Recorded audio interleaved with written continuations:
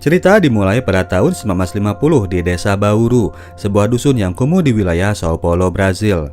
Seperti layaknya bawaan para bocil, anak-anak Bauru nggak peduli mau kumuh, susah atau senang. Mereka tetap bergembira, bermain bersama teman-teman, lari-lari, main petak umpet, ngacak-ngacak spiteng, dan lain sebagainya. Permainan yang paling favorit adalah bermain sepak bola. Nggak punya bola sepak, mereka jadikan gulungan lap gembel sebagai bola. Karena sudah bikin adiknya kotor belepotan lumpur, Diko, salah seorang dari bocil tersebut, dilarang main bola lagi sama emaknya. Momen itu bertepatan dengan momen penyelenggaraan Piala Dunia di Uruguay. Brazil masuk ke final untuk berhadapan dengan tuan rumah. Namun nasib belum berpihak kepada mereka.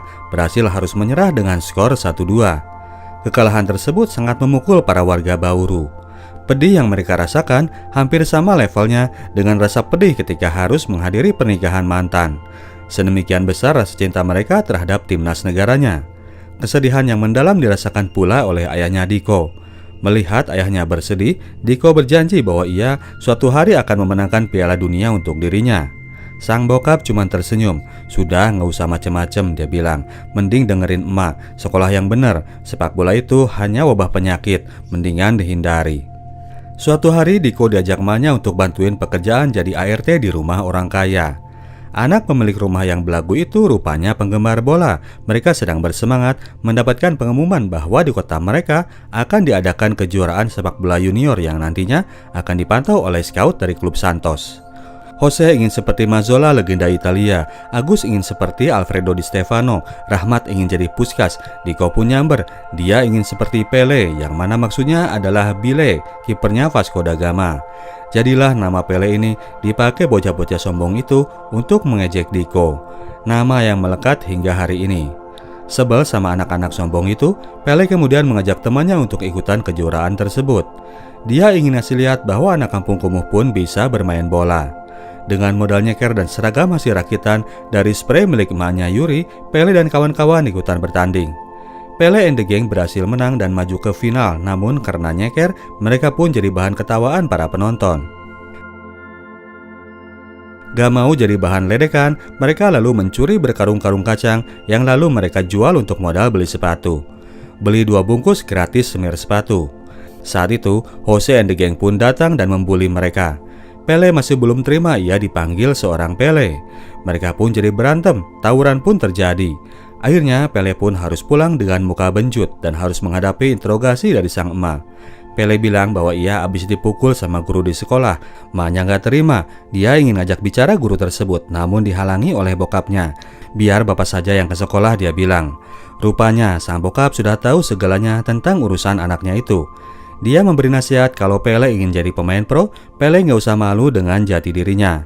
Ayahnya Pele ini dulunya adalah pemain bola yang terpaksa pensiun karena cedera kaki yang parah. Pertandingan di final, timnya Pele berhadapan dengan timnya Jose. Pertandingan yang disaksikan oleh Waldemar de Brito, legend klub Santos. Marcos kali ini sudah datang dengan sepatu hasil jualan kacang. Sepatunya ia beli pre-love, namun ukurannya untuk anak dewasa. Mereka pun memaksakan diri masuk ke lapang dengan sepatu yang kedombrangan. Akhirnya mereka pun jadi main gak jelas, gol demi gol bersarang ke gawang mereka. Pele lalu mengikuti kata ayahnya tadi. Ia melepas sepatunya dan gak peduli dirinya diketawain karena nyeker. Akhirnya dengan kaki nyeker, Pele bisa mengeluarkan skillnya yang luar binasa. Sepak bola Jogo Bonito ala tarian samba. 1 gol ia ciptakan yang memberi inspirasi kepada timnya untuk buka sepatu dan bernyeker ria. Tinggal 5 gol saja sekarang hutang yang harus dibayar. Selepas itu, tim nyeker sukses mengobok-obok timnya Jose. Gol demi gol dilesakan, namun sayang mereka cuma berhasil membayar 5 sebelum akhirnya pertandingan berakhir. Tim The Kings berhasil memenangkan turnamen. Namun demikian sorak-sorai warga tidak mengarah kepada tim juara, mereka semua malah mengeluh-keluhkan nama Pele. Pada akhirnya, Diko harus menerima bahwa dirinya lebih dikenal sebagai si Pele oleh warga. Waldemar de Brito terlihat memberikan kartu namanya kepada ayah Pele, pertanda bahwa ia sangat meminati bakat anaknya. Keriaan bagi geng nyeker ternyata harus disusul oleh bahaya karena para pekerja gudang kacang telah hadir di pinggir lapang siap menuntut balas. Anak-anak itu segera kabur, mereka berlarian dalam kejaran emang-emang pabrik kacang. Tiba di pinggiran sungai, mereka pun segera menyeberang, namun Tiago nggak sengaja, ia tersandung sehingga Pele terpaksa harus balik untuk menolong temannya. Nggak sempat lagi untuk nyeberang, dia pun membawa Tiago ke sebuah lubang kecil di pinggiran sungai. Hujan deras yang turun mengakibatkan longsor dan menimbun lubang itu. Pele masih sempat keluar, namun Tiago yang kakinya terkilir, dia nggak mampu bergerak. Anak itu pun tertimbun di dalam lubang, meskipun pada akhirnya berhasil dibawa keluar setelah ditolong oleh Mang Pabrik Kacang. Namun nyawa Tiago sudah tidak tertolong, anak itu meninggal dunia. Kejadian tersebut membuat Pele merasa syok. Dia menceritakan semuanya kepada sang emak, kalau saja dia nggak merasa perlu punya sepatu bola, mungkin Tiago nggak akan meninggal. Sang emak memaafkan dan pada akhirnya Pele mulai mengikuti saran beliau untuk menjauhi sepak bola. Saat itu yang dirasakan bahwa permainan tersebut hanyalah sumber bencana saja. Pada akhirnya, ayah Pele pun tidak ada lagi niat untuk menghubungi Waldemar. Kartu nama yang ia pegang akhirnya ditimbun begitu saja di rak lemari. Mulai dari saat itu, kehidupan Pele hanyalah bersekolah dan membantu ayahnya bersih-bersih WC di rumah sakit. Suatu waktu mereka beristirahat, di pinggir rumah sakit itu ada pohon mangga. Ayahnya Pele cerita bahwa dulu ia melatih skillnya dengan memakai buah mangga, buah yang hijau untuk melatih syuting, buah yang matang untuk melatih skill dan finesse. Ia menunjukkannya kepada Pele, namun anak itu masih nggak bergeming. Pele terlihat masih trauma. Ayahnya Pele nggak memaksa, namun tetap memberikan pancingan. Suatu hari, ketika sang bokap menunjukkan ketepatan passing jarak jauh, Pele mulai terpancing. Bocah itu mulai mau ngoprek buah-buah mangga tersebut mengikuti gaya ayahnya, melakukan juggling tanpa membuat mangga masak itu jadi hancur. Beberapa buah mangga pun terpaksa jadi korban. Sayang banget, padahal pasti enak kalau dirujak. Latihan itu terus dilakukan oleh Pele sampai beberapa waktu kemudian ketika ia mulai umuran remaja. Pele sudah memiliki skill seperti ayahnya, ngutak-ngatik buah mangga yang matang tanpa membuatnya jadi bejek. Suatu hari, ibunya melihat sendiri bagaimana Pele sudah sedemikian mahir dalam memainkan buah mangga. Ia pun jadi tergerak untuk menghubungi Waldemar agar kembali mempertimbangkan anaknya. Waldemar sudah kadung jatuh hati. Segera setelah mereka bertemu di rumah, ia langsung menyampaikan ajakannya agar Pele mau ikut seleksi di klub Santos. Melihat emaknya memberikan sinyal oke, Pele pun langsung menyambut ajakan tersebut.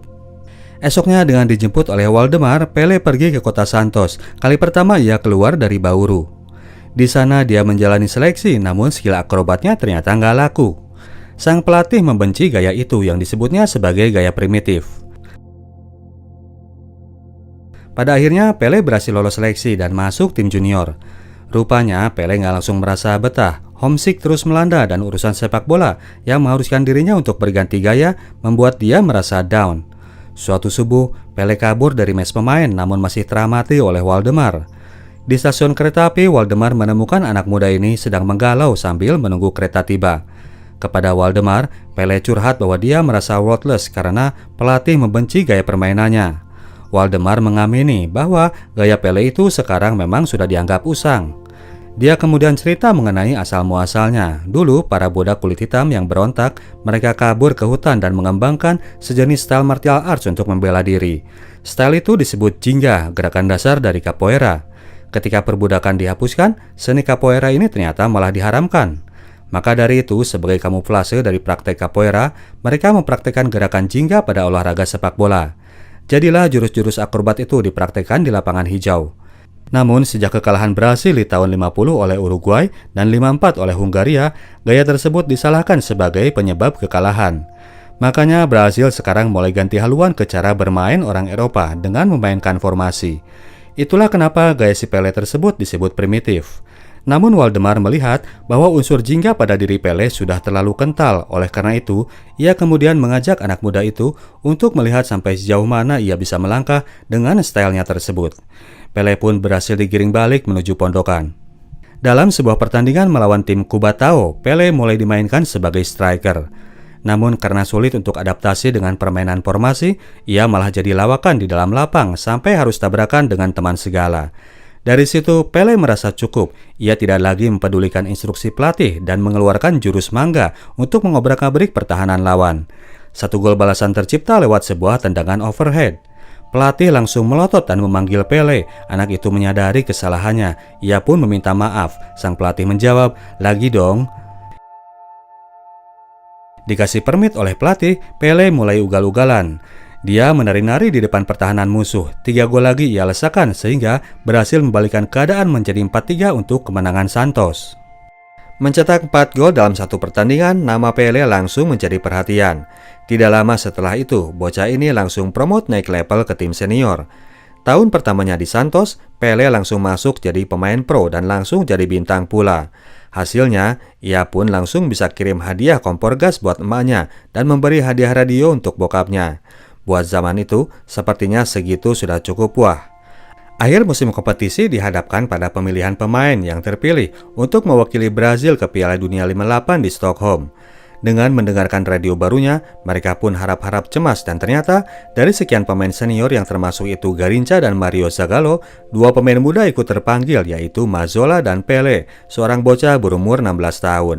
Anak itu pun langsung syok, emaknya mengira bahwa dia lagi kejang-kejang. Berangkat lagilah Pele untuk segera bergabung dengan pemusatan tim nasional. Sebagai anak paling bocah di antara para pemain senior, ternyata Pele langsung diterima oleh mereka. Namun yang gak disangka saat itu adalah kehadiran bocah lainnya, Mazzola. Pemain yang berumur 19 tahun itu ternyata adalah si Jose, musuh Pele dulu waktu mereka masih bocil. Dia sekarang ini lebih dikenal sebagai Mazzola, nama panggung yang dipakai oleh Jose. Jalan cerita seketika berasa sinetron guys, tapi hal itu benar-benar terjadi. Jose Altafini atau Mazzola ini memang pemain beneran, bukan rekayasa pembuat film. Dia berkarir di Palmeiras lalu pindah ke Eropa dan besar menjadi legenda AC Milan. By the way, keberadaannya di dalam timnas langsung menutup kehadiran Pele sebagai seorang fenomena baru. Dengan tampangnya yang bule, Altafini lebih menjadi perhatian ketimbang seorang Pele yang juga sangat ndeso. Selain dari hal itu, Altafini membawa gaya Eropa dalam permainannya, bukan gaya jingga seperti kebanyakan pemain Brazil. Dalam sebuah pertemuan yang private, pelatih Brazil, Vicente Viola, memperingatkan lagi bahwa ia tidak ingin melihat Pele mempraktekkan gaya usang tersebut. Hal itu mungkin cocok untuk di Santos, tapi nggak akan berhasil di level internasional. Keberadaan timnas Brazil saat itu memang dihantui dengan kegagalan di Piala Dunia sebelumnya dan para reporter selalu kritis mengenai hal itu. Brazil sekarang mereka nilai tetap bermaterikan pemain yang tidak disiplin terhadap formasi. Altafini sebagai pemain yang jadi media darling malah menjelekan teman satu timnya. Dia lupa bahwa meskipun dia bule Italia, dia adalah tetap orang Brazil. Jose Altafini memang jadi kesayangan Viola karena dia bisa memainkan strategi yang diinginkan oleh sang pelatih. Sementara itu, Pele tetaplah Pele. Dia adalah pemain yang mengandalkan insting, sehingga selalu gagal mengikuti arahan pelatihnya. Capek karena main belepotan terus, ia pun kemudian memilih caranya sendiri. Pele mengeluarkan jurus mangganya. Dia mengeksplor gaya jingga dan berakhir kena tackle keras dari rekannya sendiri. Menjelang keberangkatan menuju Swedia, Pele harus mengalami cedera lutut. Mengalami nasib buruk itu membuat Pele sempat menyesali keputusannya bermain bola. Harusnya ia tetap stay di sekolah, namun emaknya tetap memberi semangat. Keputusan itu mereka yang ambil karena melihat bahwa bakat Pele ada di lapangan bola, bukan di sekolahan atau di WC rumah sakit. Dokter yang memeriksa lututnya memperkirakan bahwa kondisi Pele sangat riskan kalau harus bermain di Piala Dunia. Namun karena waktu sudah mepet, mereka tidak mungkin mencari penggantinya. Bocah itu pun dipaksakan untuk ikut sambil terus menjalani perawatan. Tim Brazil kemudian terbang menuju Stockholm, ibu kota Swedia, tuan rumah penyelenggaraan Piala Dunia tahun itu. Telah hadir juga di sana tim favorit Prancis dengan bintangnya Raymond Kopa dan Jules Fontaine. Selain Prancis, favorit juara adalah tuan rumah sendiri dengan bintangnya pemain AC Milan, Nils Lidholm dan sayap kiri asal klub Inter Milan, Lennart Skoglund. Mereka benar-benar difavoritkan karena menurut tradisi, juara Piala Dunia selalu dari benua tuan rumah. Di Stockholm, sementara turnamen berlangsung, Pele masih tetap di ruang perawatan untuk memulihkan cederanya. Tim medis Brazil sangat intens melakukan terapi dengan berbagai ramuan jamu untuk mengatasi cedera pemain tersebut dengan waktu yang singkat.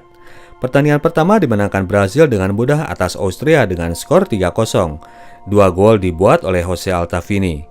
Pertandingan kedua, Pele sudah mulai dipaksa latihan ringan. Mereka saat itu harus menghadapi tim Inggris. Pertandingan berakhir dengan skor 0-0 dan 3 pemain Brazil harus mengalami cedera. Salah satunya adalah Altafini alias Mazzola. Maka dari itu, untuk pertandingan ketiga melawan Uni Soviet, Pele dipaksakan main untuk menggantikan Mazzola. Belum apa-apa, bocah ini udah jackpot saking groginya. Dokter mewanti-wanti agar Pele menjaga lutut kanannya, jangan sampai dia keluar jurus ginga kalau nggak mau karirnya is dead. Menghadapi tim Soviet yang perkasa, Brasil dengan 3 pemain cadangan termasuk itu Vava, Pele, dan Garincha muncul sebagai underdog. Nyatanya awal babak pertama, Brasil sudah berhasil melesakkan 1 gol lewat Vava dengan asisnya Garincha. Selepas itu UNICEF tampil lebih keras. Pele yang masih adaptasi sangat kesulitan untuk mengembangkan permainan. Namun demikian tim Brasil berhasil mengamankan pertandingan tersebut. Setelah melibas Wales di perempat final, mereka kini harus menghadapi Prancis di babak semifinal. Kali ini Pele sudah mulai banyak terlibat dalam permainan. Brasil mendapatkan perlawanan yang sengit dari Prancis meskipun di babak pertama itu mereka bisa unggul 2-1. Saat itu Pele masih belum bisa mencetak gol. Di ruang ganti ia mendatangi Altavini. Dia ingin menyerahkan posisinya lagi kalau cedera Altavini dirasa sudah membaik. Namun si Jose ini ternyata malah menyemangati Pele, membawanya mengingat kembali momen di Bauru ketika Pele berdansa ala jingga saat tim nyekernya berhasil mengobok-obok timnya Jose kecil. Babak kedua dimulai, Pele masih mencoba memainkan skema dari pelatih, namun ia malah sering salah oper. Akhirnya ia pun merasa cukup. Pele mulai tampil dengan jurus mangga, dia mulai meliuk-liuk memainkan skillnya. Golnya yang pertama akhirnya tercipta dengan proses yang brilian yang membuat skor 3-1 untuk Brasil. Mereka kini makin menjauh dari Prancis. Selepas itu, Pele pun makin menggila. Para pemain Prancis kewalahan untuk menghadang keahliannya menggiring bola. Gol kedua Pele pun tercipta yang dilanjut oleh gol ketiganya beberapa menit berikutnya. Si bocah fenomenon ini menciptakan hat-trick di semifinal Piala Dunia dan membawa Brasil masuk ke final untuk menghadapi tuan rumah Swedia. Orang tua Pele merasa bahagia anaknya mulai bisa membuat bangga negaranya.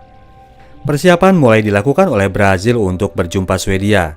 Flevio mencoba menerapkan formasi yang ribet kepada para pemain. Garincha masih terus kebingungan setelah mereka menerapkannya di lapangan. Di luar masalah taktik formasi, mereka juga dihadapkan pada tantangan fisik. Di babak sebelumnya, Fritz Walter, bintang Jerman, harus ditandu keluar lapangan setelah mendapatkan tackle keras dari gelandang Swedia. Pada saat konferensi pers, pelatih Swedia melakukan cywar yang sengit. Dia bilang bahwa tim Brasil sekarang masih sama dengan tim tahun 1950. Mereka itu adalah pasukan udik, gak disiplin, dan gak normal. Gak normal di sini adalah dalam artian harfiah. Dia menyebut cacat pada tangan Jalma Santos, kaki Garincha yang panjang sebelah, dan kiper cadangan yang kehilangan 1 jari. Flevio gak mau terpancing. Ia segera mengajak anak buahnya untuk keluar dari dalam ruangan. Pele kemudian curhat kepada sang bokap. Ayahnya itu kembali menyarankan agar Pele tetap percaya akan dirinya sendiri. Jangan biarkan mereka termakan omongan musuh. Percaya kepada jati diri seorang Brasil terhadap identitas dari style jingga. Esoknya ketika waktu sarapan, Pele mengajak semua timnya untuk melakukan senang-senang, melakukan juggling tanpa membuat bola nyampe ke lantai sampai di luaran. Teman-temannya awalnya enggan, namun setelah dikompori oleh Mazzola, mereka pun kemudian berdiri dan sama-sama gila-gilaan menggiring bola melewati dapur, ruang lobi hingga keluar hotel. Pele terpaksa harus sujud kepada Pele asli karena sudah menumpahkan krimer kopi di atas mejanya. Aksi itu terlihat oleh sang pelatih yang lagi santai ngopi di depan hotel. Flevio melihat bahwa timnya begitu enjoy main bola bersama. Untuk itu esok harinya, H-1 sebelum pertandingan final, ia pun mengajak anak buahnya untuk mengamini jati diri mereka sebagai orang Brasil. Permainan ganti formasi mungkin bisa sukses di tangan tim Swedia, namun itu bukan untuk mereka. Brasil harus tampil sebagai Brasil dengan identitasnya pada gerakan jingga. Dia nggak tahu hal itu akan membuat timnya menang esok hari atau tidak, namun yang pasti dia yakin bahwa timnya akan menampilkan sebuah permainan sepak bola yang indah. Hari final pun tiba, sebuah hari yang cerah untuk menikmati permainan sepak bola. Di partai final, Brasil terpaksa harus menanggalkan kostum kuning kebesaran mereka yang seragam dengan kostumnya tuan rumah. Sebagai tim tamu, mereka dipaksa harus mengalah.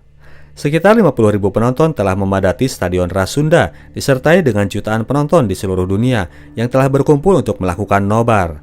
Mereka berkumpul di bar, warung kopi, halaman warteg, ataupun di rumah tetangga.